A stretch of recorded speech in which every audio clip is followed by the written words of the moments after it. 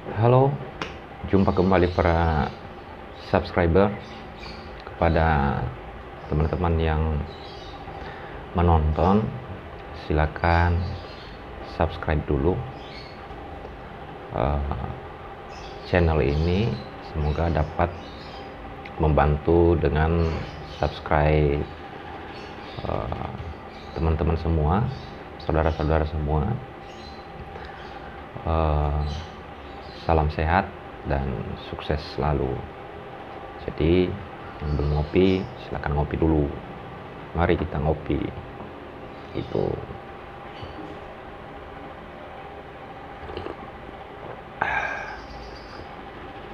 mantap.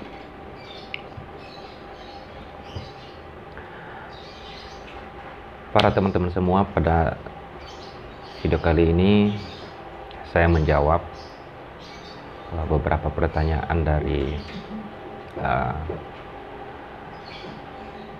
seorang pekerja yang kemudian meminta untuk membuat video sedikit penjelasan terkait dengan perselisihan atau permasalahan antara pekerja dengan perusahaan. Jadi teman-teman semua, ini sebenarnya bukan suatu permasalahan atau suatu perkara yang asing ya. Sering sekali kita dengar, sering sekali terjadi, dan apalagi di semenjak musim COVID-19. Jadi banyak perusahaan mem-PHK pekerja, banyak perusahaan yang kemudian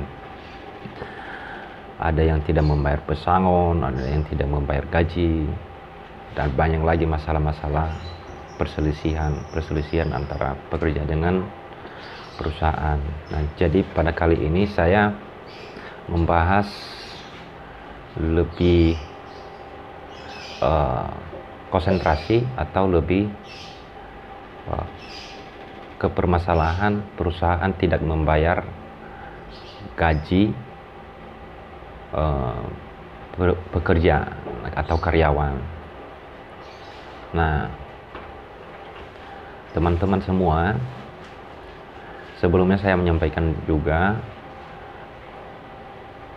konten video yang saya buat di dalam Genom Channel adalah bukan merupakan nasihat hukum, akan tetapi merupakan pencerahan hukum yang kemudian kalau mau berkonsultasi ataupun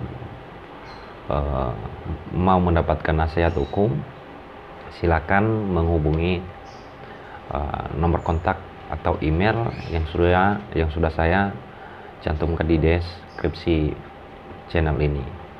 Nah, bagaimana kalau perusahaan tidak membayar gaji pekerja? Apa yang dilakukan yang kemudian oleh pekerja untuk memperjuangkan haknya untuk mendapatkan gajinya, di mana sebelumnya telah bekerja berapa lama, yang kemudian ujung-ujungnya perusahaan tersebut tidak membayar gaji karyawan yang sudah bekerja, yang sudah dipekerjakan oleh perusahaan. Nah, apa yang harus dilakukan?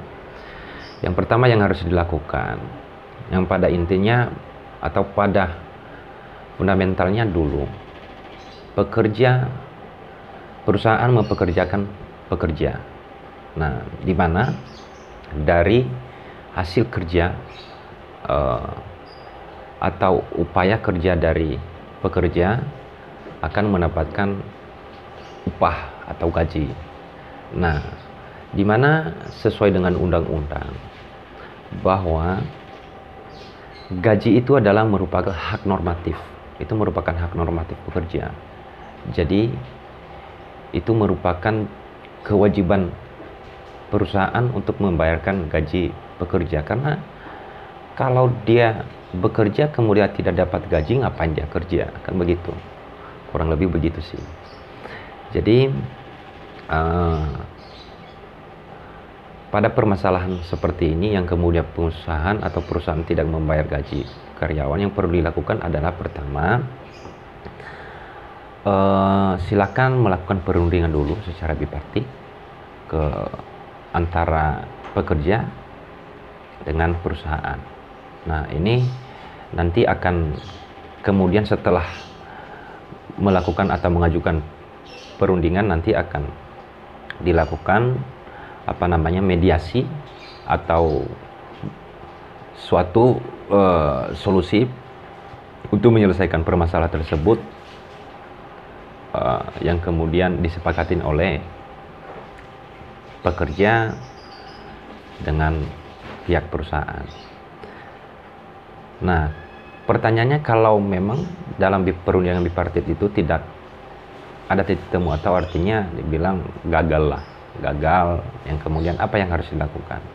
Yang harus dilakukan adalah silakan berdasarkan, ini harus diingat dulu, bahwa harus memberikan suatu bukti bahwa benar atau telah melakukan perundingan dengan pihak perusahaan, yang kemudian catatan tersebut adalah merupakan catatan untuk kita melakukan tripartit.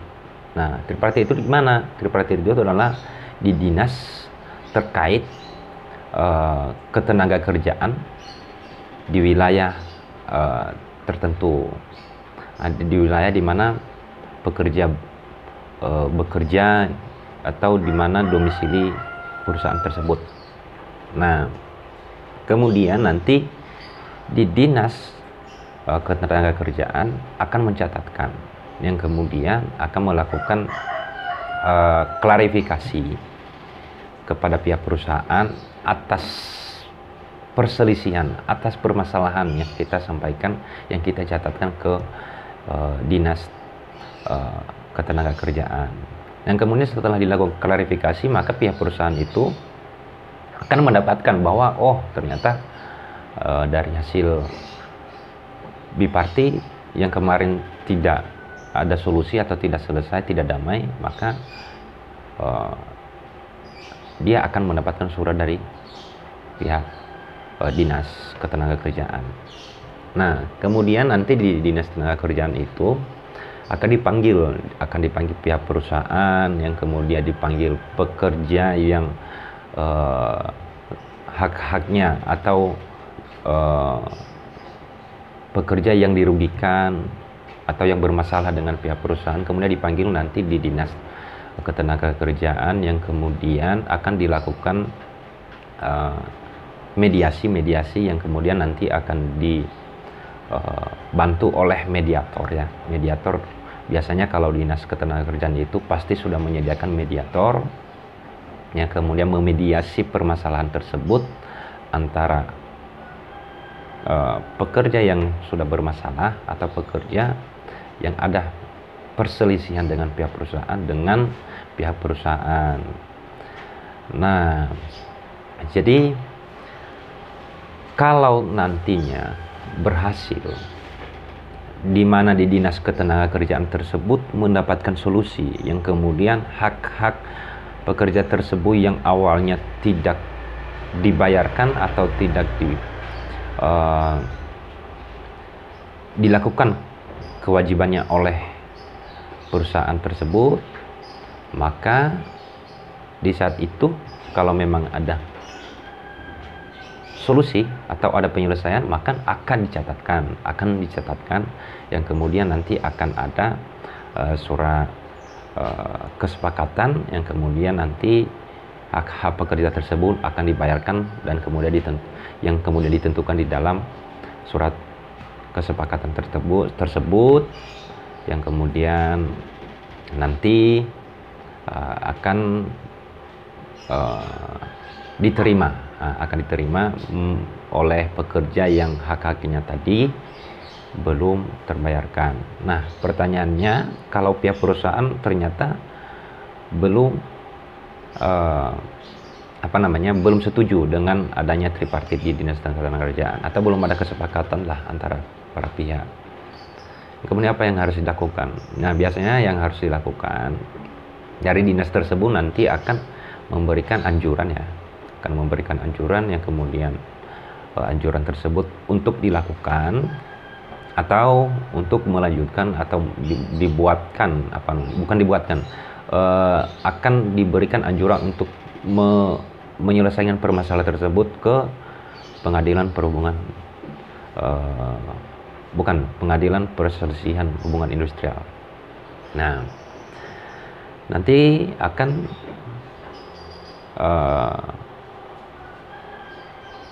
dilakukan oleh pengadilan atau PHI, akan dilakukan panggilan kepada pihak perusahaan tadi yang kemudian kekeh tetap atau tidak ada tidak ada penyelesaiannya permasalahan tersebut, yang kemudian nanti akan diputus oleh PHI. Nah, kemudian kalau permasalahan seperti ini yang kemudian perusahaan tidak membayar gaji pekerja, selain selain cara yang saya sampaikan tadi dengan melakukan upaya-upaya perdamaian, upaya-upaya untuk penyelesaian secara kekeluargaan itu tidak tercapai. Kemudian apa sih sanksi ya? Sanksi yang kemudian akan diterima. Gini, bukan akan diterima ya. Jadi begini. Pihak perusahaan yang tidak membayar gaji pekerja, apakah ada sanksinya gitu? Nah, jadi memang sesuai dengan Undang-Undang Ketenagakerjaan nomor 13 tahun 2003, yang kemudian sekarang kan sudah diubah lagi ya di Undang-Undang Cipta Kerja tahun 2020 nomor 11 tahun 2020. Apakah ada sanksi? Nah, di situ itu ada sanksi ya, ada sanksi administrasi yang perusahaan melakukan atau tidak, yang perusahaan melakukan pelanggaran yang salah satu contohnya adalah tidak membayar gaji perusahaan, yang salah satunya adalah tidak membayar gaji pekerja yang sudah dipekerjakan oleh perusahaan tersebut. Jadi memang di dalam undang-undang ada beberapa sanksi-sanksinya. Sanksi administratifnya itu ada berupa teguran ya, dari biasanya yang melakukan teguran tersebut adalah dari suku dinas ketenagakerjaan, adalah di mana suku dinas itu adalah merupakan pengawasannya, yang melakukan pengawasan terhadap perusahaan-perusahaan yang kemudian melakukan pelanggaran yang kemudian seenaknya aja melakukan PHK seenaknya aja, tidak melakukan pembayaran gaji kepada pekerja yang sudah dipekerjakan di perusahaan tersebut. Nah, memang ada sanksi administratifnya. Selain dikasih teguran, kemudian pihak perusahaan itu juga bisa bisa ditutup ya. Bisa ditutup kalau dilihat pelanggarannya tersebut adalah berat. Karena kalau perusahaan tersebut mempekerjakan orang kemudian tidak membayar gaji, ya itu kan merugikan hak-hak pekerja. Itu sangat inilah ya, sangat fundamental ya untuk dijadikan alasan memberikan peringatan, memberikan teguran oleh Dinas Ketenagakerjaan atau suku dinas kepada pihak perusahaan tersebut. Karena memang dengan terbit ya, setelah disahkannya Undang-Undang Cipta Kerja ini, memang banyak sekali perselisihan yang terjadi antara perusahaan dengan pekerja ya. Selain tadi adalah tidak membayar gaji, juga ada yang tidak membayar pesangon, kemudian ada juga pihak perusahaan yang kemudian gajinya itu ditangguhkan segala macam. Kemudian ada juga pihak perusahaan yang kemudian seenaknya memberikan surat peringatan kepada pekerja, memberikan surat peringatan baik itu pertama, kedua, ketiga, seenaknya aja lah. Itu memang bahasa awamnya itu seenaknya aja. Tetapi sebenarnya ya itu karena kita itu selalu tunduk kepada undang-undang ya. Ya biar bagaimanapun sebenarnya pihak perusahaan nggak selamanya kita salahkan juga, karena memang undang-undang itu ya harus diikuti. Memang apa namanya ya, undang-undang ini memang memaksakan kita untuk mengikuti. Jadi memang harus kita benar-benar tahu dulu ya, harus benar-benar kita tahu fundamental untuk kemudian kita melakukan perlawanan atau melakukan upaya-upaya kepada pihak perusahaan yang memang betul-betul melakukan kesalahan, yang melakukan pelanggaran, ataupun karena tidak melakukan kewajibannya, baik kepada pekerja, contohnya kepada pekerja gitu ya. Jadi teman-teman semua pekerja yang kemarin menanyakan ke saya adalah bagaimana ya kalau tidak, perusahaan itu tidak memberikan gaji ya kurang lebih seperti itu yang perlu dilakukan, yang saya sampaikan tadi ya.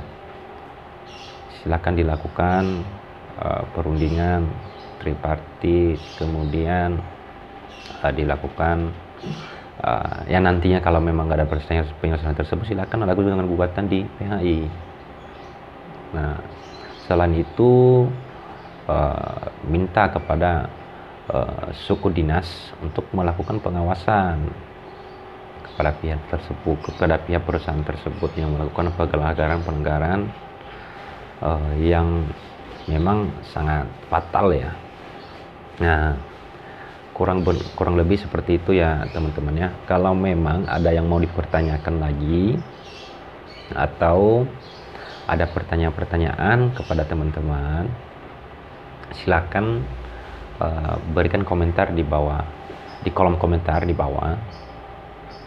Silakan like, silakan subscribe juga untuk mendapatkan info-info pencerahan hukum terkait permasalahan-permasalahan yang dialami atau yang dihadapi.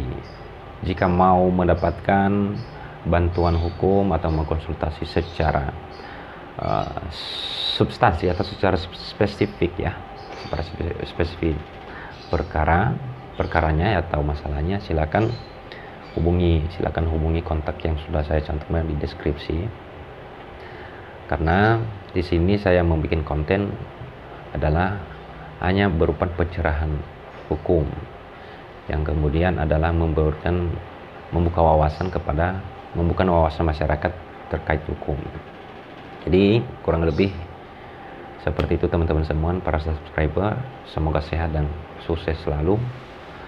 Sampai jumpa di konten berikutnya. Terima kasih.